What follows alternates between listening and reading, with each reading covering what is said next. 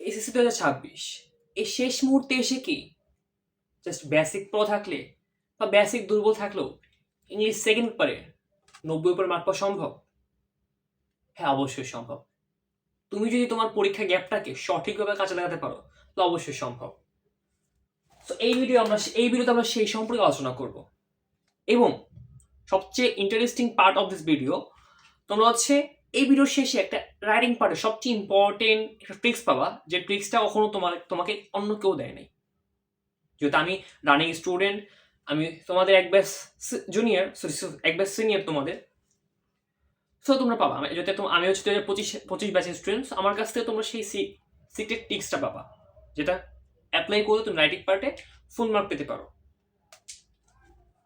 So hello, কেমন আছো সবাই? আশা করি ভালো আছো। ইতিমধ্যে কিন্তু অনেকের ইংলিশ ফার্স্ট পেপারে খারাপ হয়েছে, সো টেনশন নাই ব্রো, আমি আছি তো, সেকেন্ড পর্যন্ত আমি আছি। কিন্তু আমার কথা হচ্ছে, আমি তো ইংলিশ ফার্স্ট পেপার সবাই সাজেশন দিয়েছিলাম, সাজেশন যদি তুমি ফলো করে থাকো, প্রত্যেকটা বোর্ডে হুবহু কমন পড়ার কথা। কারণ আমি একটু আগে প্রত্যেকটা বোর্ডে কোশ্চেন চেক করলাম, রিয়ারেঞ্জ, এরপর হচ্ছে ম্যাচিং, প্যারাগ্রাফ তো নাই তোমাদের, ডায়ালগ, স্টোরি, আমি যেগুলো দিচ্ছি সেখান থেকে তো আসছে। আমি এমনকি ঢাকা বোর্ডে সবাই বলছে ঢাকা বোর্ডের কোশ্চেন অনেক হার্ড হয়েছে, আমার কাছে পার্সোনালি কিন্তু হার্ড মনে হয় না। এমনকি সিম্পল আনসিম্পল ওটা আমার সাজেশন থেকে হুবহু কমন পড়ছে। স্যার কথা হচ্ছে, তারপর তোমাদের পরীক্ষা কেন খারাপ হয়েছে আসলে আমি বুঝলাম না। সো এটা বাদ দাও, যা হয়ে গেছে হয়ে গেছে, ওটা বলে লাভ নাই। অলরেডি কিন্তু তোমাদের একটা ভিডিও আপলোড হয়েছে, যেটা হচ্ছে তোমাদের যারা ইংলিশ প্রথম পড়তে খারাপ করছে তারা কিভাবে কাম ব্যাক করবে, মানে তাদের প্ল্যানটা কি এখন হওয়া উচিত এখন। তো দেখো, পরীক্ষা যেহেতু যাদের ইংলিশ প্রথম পড়তে করে খারাপ হয়েছে তাদের জন্য ইংলিশ সাইনবোর্ড খুবই ইম্পর্টেন্ট, খুবই ইম্পর্টেন্ট। কেন ইম্পর্টেন্ট সেটা তো তোমার ওই ভিডিওটা দেখলে তুমি বুঝতে পারবা। এই ভিডিও ডেসক্রিপশন বক্সে বা আই বাটনে যে কোনো জায়গায় তোমার ওই ভিডিও লিঙ্ক পেয়ে যাবা। তো বেশি কথা না বলি, তো পরীক্ষার আগের ভিডিওগুলো আমি বেশি কথা বলতে শুরু করবো। দেখো, তোমরা ইংলিশে সেকেন্ড পার্টে, মানে ইংলিশ সেকেন্ড পেপার আছে, এই সেকেন্ড পেপারে কি কি আছে? গ্রামার আইটেম হচ্ছে তোমার 60 মার্কস,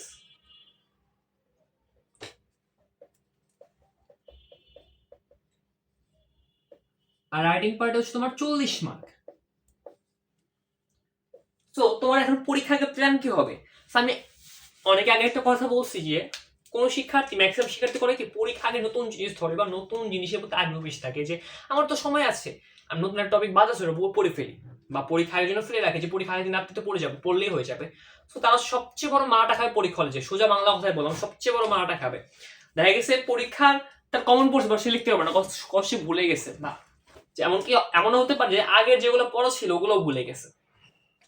তো তোমাদের একটা রিকোয়েস্ট, যেটা কি, এই যে পরীক্ষার অফ টাইম আছে বাংলা ইংলিশ সেকেন্ড পেপার আগে, কখনোই তোমরা গ্রামারের জন্য নতুন কিছু শিখতে যাবা না, কখনোই না। অনেকে আছে না, যেমন তোমার এই যে এই স্যারের হচ্ছে তোমার ক্লাসগুলো দেখলাম, এই স্যারের গুলো দেখলাম, যে আমি তো কিছু পারি না, দেখলাম এক পরীক্ষা আগে দেখলে হয়ে যাবে, কিন্তু কখনোই না। তোমাদের এখন যেটা করা উচিত, তুমি যতটুকু পারো, তুমি যদি 50% পারো, তো সেটা নিয়ে সামনে এগিয়ে যাও, প্র্যাকটিস করতে হবে, practice practice makes man perfect, একটা কথা আছে, কেন বলেছে? এখন তুমি যদি পরীক্ষার আগে যদি নতুন কিছু শুরু করতে যাও, দেখা গেছে কি নতুন স্ট্রাকচার পড়লা, নতুন কিছু শিখলা, বা নতুন তোমার কিভাবে করতে হবে শিখলা, রাইট ফর্ম, তোমার মনে হতে পারে আমার তো রাইট ফর্ম পারি না, ম্যাক্সিমাম স্টুডেন্ট কিন্তু এটাই করে, চেঞ্জিং সেন্টেন্স পারি না, আমি এখন একটু শুরু করি।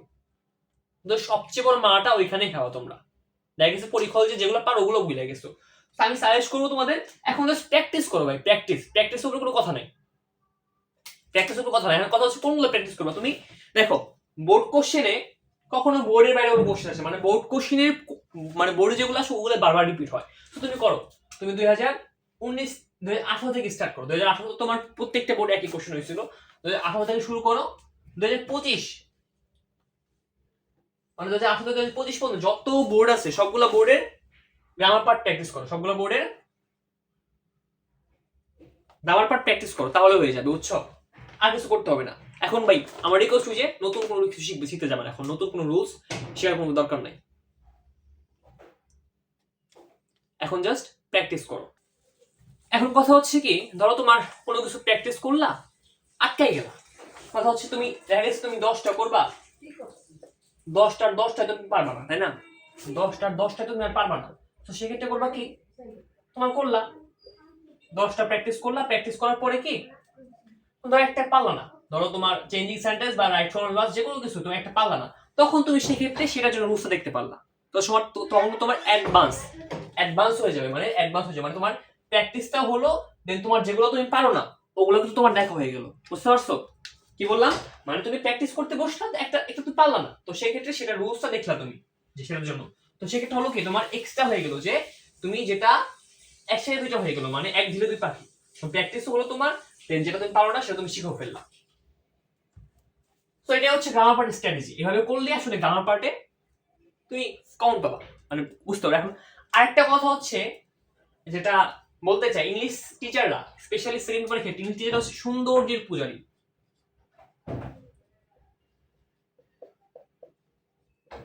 দ্যাটস মিন তারা হচ্ছে সবসময় সৌন্দর্য খুঁজে। দেখো ম্যাক্সিমাম স্টুডেন্ট দেখতে কিন্তু সুন্দর হয়, এটা সত্যি কথা, যেটা আসলে পার্সোনাল মনে হয়। কথা হচ্ছে তুমি তোমার ইংলিশ সেকেন্ড পেপার খাতাটা এমন ভাবে প্রেজেন্টেশন করবা, মানে এমন ভাবে সাজাবা, তোমার মানে মার্কের কোনো সিস্টেম দিবে না।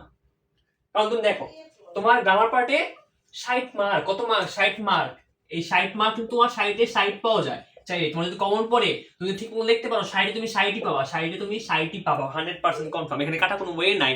মানে তুমি জাস্ট শুরু করো, তুমি দেখো তুমি এটা হচ্ছে একটা সিক্রেট টিপ, তুমি হচ্ছে খাতায় কোনো কাটাছিড়া করবো না ভাই। কথা হচ্ছে কাটাছিড়া করে না, যে লিখলাম এটা একটা লিখলাম, ধরা লিখলা আই ভি, না কাটলা আবার ভি লিখলাম। তো এরকম করলে হবে কি, তোমার তোমার প্রতি যে আসলে আকর্ষণটা আছে সে আকর্ষণটা টিচার থাকবে না, তো সে মার্ক চাবে না। আর যখন দেখবে একজন হচ্ছে তোমার ফুললি পারফেক্ট লিখছে, হ্যাঁ তুমি হয়তো পারফেক্ট পাবা, তোমার ঠিক হয়েছে মার্ক পাবা, বাট তোমার ওই লসটা হলো কোথায়, রাইটিং পার্ট, যে রিড করে বলতে রাইটিং পার্টে তোমার লস হবে। সেম কথা কি, কথা হচ্ছে তোমার লেখাটা সুন্দর করে লিখবা, সিকোয়েন্স ওয়াইজ শুরু করবা, যেটা পারো সেটা আগে দিবা, মানে কোনো কাজ সেটা করো ফার্স্টে, কোনো কাজ সেটা করবো না। ধরো এক দুটো ফার্স্টে যে কয়টা আইটেম তুমি পারো ফুললি ওগুলো লেখার চেষ্টা করো। তো তোমার কোনো একটা কোশ্চেন আসছে তুমি লিখলে হবে নীল প্লেন দিয়ে answer to the question no 1, then underline করবা কলম দিয়ে। এখন ধরো তোমার ধরো কোনো কিছু অপশন আছে, তোমার A number, B number, C number, D number, E number, মানে তোমার 10টা লিখতে হবে। তো রাইট ফ্রম লাস্ট যে কোনো একটা F G H I G এভাবে লিখবে, বুঝছো? এক সিরিয়াল 10 কখন লিখবে না, এক সিরিয়াল কখন 10 লিখবে না, এইভাবে এই পাশে 5টা এই পাশে 5টা। আর দেন যদি শূন্যস্থান হয় মানে অবশ্যই নিচে তোমার আন্ডারলাইন করবা, মানে গ্যাপটা দিবা। বুঝতে পারছো? আর মাথায় রাখবা এক পেজে একটা আইটেম বেশি কখনোই লিখবা না, কারণ তোমার দেখো তোমার জায়গা থাকে, তোমার যদি জায়গা থাকো, ধরো একটা পেজ তোমার জায়গা আছে, তারপর তুমি লিখবা না, নিচে তোমার জায়গা আছে তারপর তুমি লিখবা না, কারণ লিখবা না একটা আইটেমই ঠিক আছে। এটা হচ্ছে একটা সৌন্দর্য খাতা। ভাই তুমি বোর্ডের খাতা নিতেছ, তোমার নিজের তো খাতা না, তোমার সমস্যা কি? তুমি ইচ্ছা মতো লেখো খাতায়, তুমি ইচ্ছা মতো লেখো, সমস্যা কই? সো এই সিকোয়েন্সটা গেলা। আর যখন রাইটিং পার্ট লিখবা না, আচ্ছা রাইটিং পার্ট পরে বলছি, সো গ্রামার পার্ট তো গেল, এভাবে যদি মেনটেন করতে পারো, কথা হচ্ছে এটাই, তুমি খাতার সিকোয়েন্সটা রাখবা, যে সৌন্দর্য সবকিছু প্রেজেন্টেশন করবা। তুমি যদি এটা করতে পারো, তোমার দেখবা গ্রামার পার্টে তোমার 50-এ, তোমার গ্রামার পার্টে 60, তোমার সবকিছু ঠিক থাকলে 60-এ, তাহলে তুমি 50 পেলা, তুমি কনফার্ম থাকো, তোমার এখান থেকে যদি 50 পাও, তুমি রাইটিং পার্ট কোনো মতো লিখলেই তুমি 35 কনফার্ম পাবা। যখন একটা টিচার দেখবে তুমি গ্রামার পার্টে 60-এর মধ্যে 50 পাইছো, তো তখন তার চিন্তা কি হবে, সে অবশ্যই রাইটিং পার্ট ভালো লিখবে। তো সেইভাবে হচ্ছে তোমার সে মার্ক দিয়ে দিবে, ডাইরেক্ট ঠিক মতো পড়বে না, অল্প অল্প পড়ে মার্ক দিয়ে দিবে। বুঝতে পারছো? তো চাইলেই কিন্তু গ্রামার পার্টে 60-এ 60 পাওয়া যাবে। গ্রামার পার্টে 60-এ 60 মানে 60 মানে কি, তোমার রিটিং পার্টে 40-এ 35 তোমার কনফার্ম, অটোমেটিক কনফার্ম, তুমি ঠিক লিখলেই কনফার্ম। এখন আসি রাইটিং পার্টের সিক্রেট টিপস, যেটা আজ পর্যন্ত তোমাকে কেউ দেয় নাই, বাট আমি দিব, যেহেতু আমি রানিং স্টুডেন্ট। আগে বলছি আমার নাম হচ্ছে প্রান্ত বিশ্বাস। আমি পড়াশোনা করছি হচ্ছে সাভার ল্যাবরেটরি কলেজ থেকে, এইচএসসি 27-এর স্টুডেন্ট, আমি 27 ব্যাচের। আর আমি এসএসসি দিয়েছি হচ্ছে 2025 সালে, এবং আমার রেজাল্ট যেটা ছিল সেটা হচ্ছে জিপিএ 5। আমি একজন সায়েন্সের স্টুডেন্ট আর কি। হ্যাঁ, এখন কথা হচ্ছে রিটেন পার্টে কি কি আছে দেখো তো। ফার্স্টে হচ্ছে প্যারাগ্রাফ, সেকেন্ড হচ্ছে লেটার বা ইমেল, মানে অ্যাপ্লিকেশন, লেটার মানে অ্যাপ্লিকেশন। থার্ড হচ্ছে কম্পোজিশন।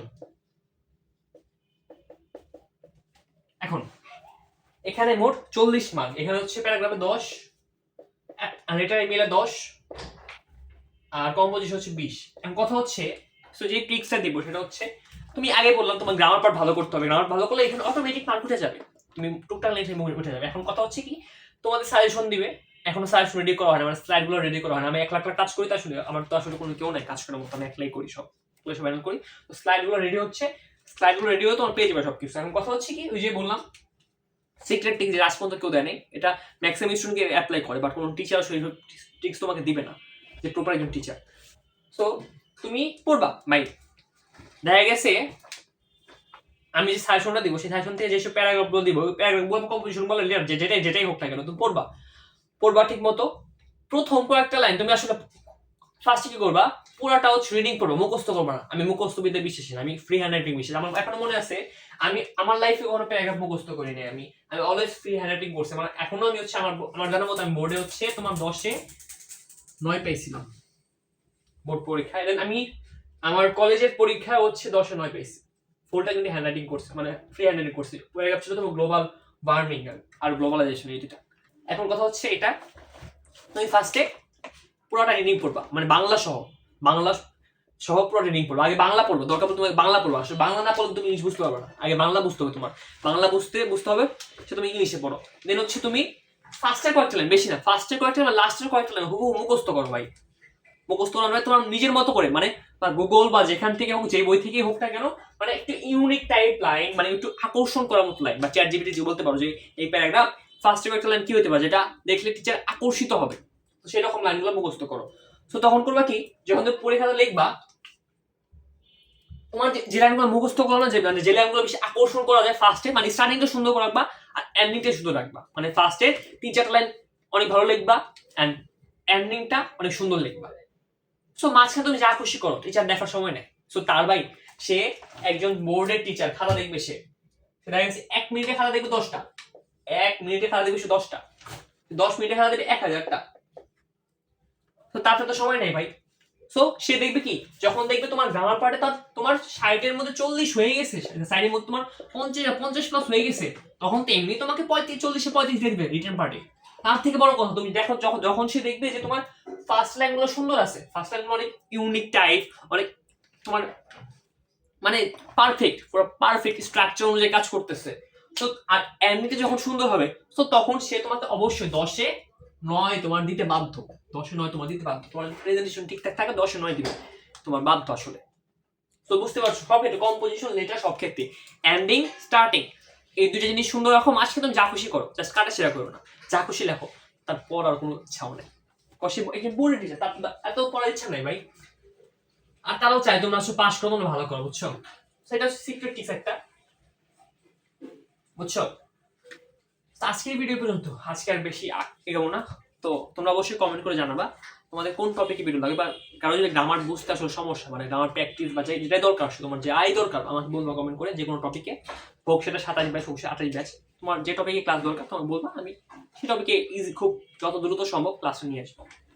তো সবাই সুস্থ থাকবা, ভালো থাকবে, এবং অবশ্যই পরীক্ষার জন্য প্রিপারেশন না, বুঝছো? সকলে ধন্যবাদ তোমাদের মূল্যবান সময়টুকু দিয়ে এই ভিডিওটা শেষ পর্যন্ত দেখার জন্য।